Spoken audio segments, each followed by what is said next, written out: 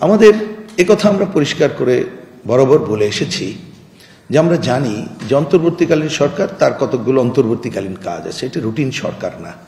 আমরা বারবার বলে এসেছি যে অন্তর্বর্তীকালীন সরকার রুটিন কাজের বাইরে যদি অনেক বড় কাজে হাত দিয়ে দেয় তাহলে তার জন্য এটা কঠিন হয়ে যাবে, এবং এই কঠিন কাজ করতে যেয়ে অনেক সময় এমন কতকগুলো বিতর্কের সম্মুখীন হতে পারে, তার যে অন্যতম যে কাজ, যে একটা সুষ্ঠু গ্রহণযোগ্য নির্বাচন উপহার দেওয়া, সেইটাও কিন্তু সংকটে পড়তে পারে।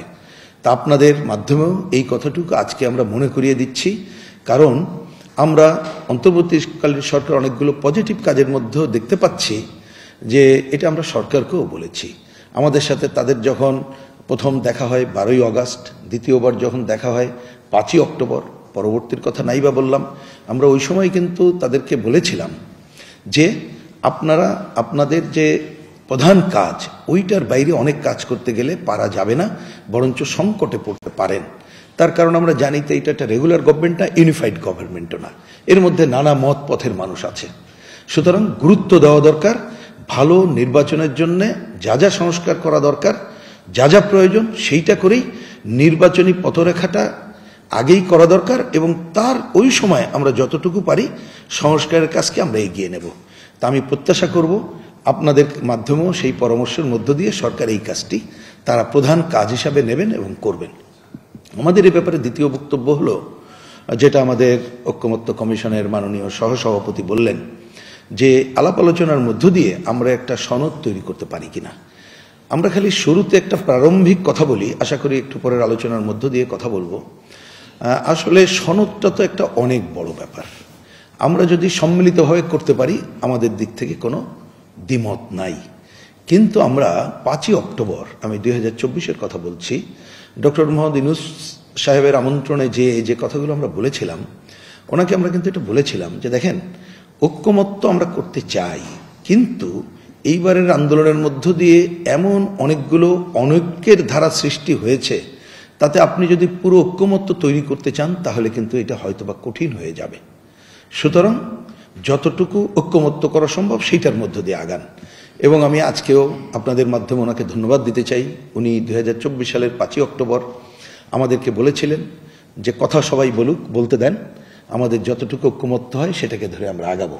আমি আশা করি উনি সেই কাজ করবেন। আমি কথাটা কেন বললাম শুধু এই পয়েন্টে বলি, দেখুন আমরা দেখতে পেলাম এই গণ অভ্যুত্থানের যে বিজয় আমরা লাভ করলাম, তার অন্যতম আকাঙ্ক্ষা ছিল গণতন্ত্রের আকাঙ্ক্ষা, অন্যতম আকাঙ্ক্ষা ছিল শোষণ মুক্তির আকাঙ্ক্ষা, অন্যতম আকাঙ্ক্ষা ছিল আমরা এই স্বৈরতান্ত্রিক ফ্যাসিবাদী ধরনের যেটা আচরণ বা এই ধরনের যে ঘটনাবলী যাতে ঘটে সেটাকে আমরা অ্যাবলিশ করার প্রচেষ্টা গ্রহণ করব, যাতে ফিরে না আসতে পারে।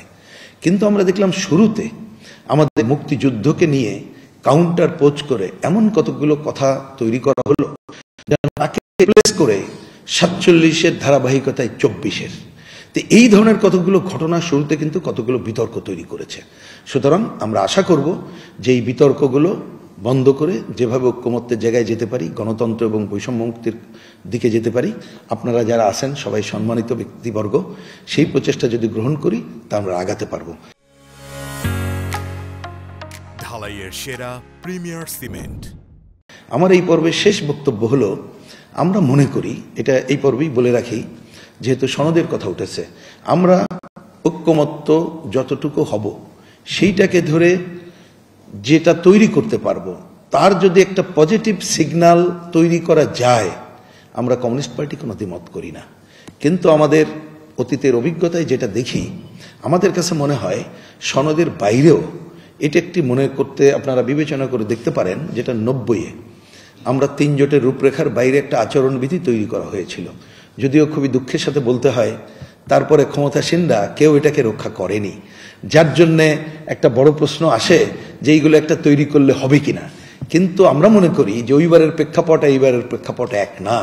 যে গণঅভ্যুত্থানের মধ্য দিয়ে যে তরুণ থেকে শুরু করে একেবারে বয়স্ক মানুষ এসেছিলেন, যদি এবারের যে আচরণবিধি যদি বা যেটা আমরা তৈরি করবো এটা কেউ যদি না মানে, জনগণই তাকে প্রত্যাখ্যাত করবে। এই বিবেচনায় আমরা একটু বিবেচনার কথা বলি, অন্তত পক্ষে ওইটাকেও হিসাব রেখে আমরা একটা রাজনৈতিক দল, কারণ তাদের তো একটা বড় দায়িত্ব, বিভিন্ন সংগঠন অন্যদের একটা বড় দায়িত্ব, তাদের নিজস্ব সংস্কার করা, নিজস্ব কাজের পরিবর্তন করা, জনগণের সামনে দৃশ্যমান করা বড় দায়িত্ব। এই জন্য প্রয়োজনে আমরা কোনো একটা আচরণবিধিও করতে পারি কিনা, যদি আমরা ঐক্যমত্যের বড় সনদ নাও করতে পারি, কিন্তু যদি ঐক্যমত্য হয়ে কোনো একটা আচরণবিধিও করতে পারি এবং প্রয়োজনীয় সংস্কার সম্পন্ন করে আমরা যদি নির্বাচন করতে পারি, আমি প্রয়োজনীয় সংস্কার মিন করছি সুষ্ঠু গ্রহণযোগ্য নির্বাচনের জন্য যা যা সংস্কার করা দরকার সেটুকুই, তাহলেও আমরা মনে করি এক ধাপ অগ্রগতি হবে। আমাদের শেষ বক্তব্য হচ্ছে, মনে রাখতে হবে এই যে আমরা আপনাদের সাথে বসেছি বা অনেকে বলে আপনারা কি করছেন, আমরা তাদেরকে বলি এটা মনে রাখতে হবে আমরা কিন্তু করার মালিক না, করার মালিক দেশের জনগণ। সুতরাং সবকিছু ছেড়ে দিতে হবে তাদের উপরে, তাদের ম্যান্ডেট নিয়েই সব করতে হবে। তাদের ম্যান্ডেট না নিয়ে আমরা যদি জোর জুলুম করে কিছু চাপানোর কাজ করি তাহলে সেটাও আখেরে ফল ভালো হয় না। আমরা বিগত 11 রেজিমের পরে অনেকগুলো ঘটনাগুলোর মধ্য দিয়েও আমরা দেখতে পেয়েছি। সুতরাং আশা করব আমরা আমাদের দিক থেকে এটাই হচ্ছে প্রধান বক্তব্য, আমরা যেটা যতটুকু ঐক্যমত্য হব, যতটুকু দ্বিমত থাকব, এইটা নিয়ে আমরা জনগণের কাছে যাব এবং জনগণই শেষ মুহূর্তে তারা সিদ্ধান্ত দেবে। এবং আমরা প্রত্যাশা করব যে 24-এর গণঅভ্যুত্থানের মধ্য দিয়ে জনগণের সামনে নতুন করে যে গণতন্ত্রের আকাঙ্ক্ষা, বৈষম্য মুক্তির আকাঙ্ক্ষা সামনে এসেছে, এটা পরাজিত হবে না, আমরা ঐক্যবদ্ধভাবে এগিয়ে যেতে পারবো।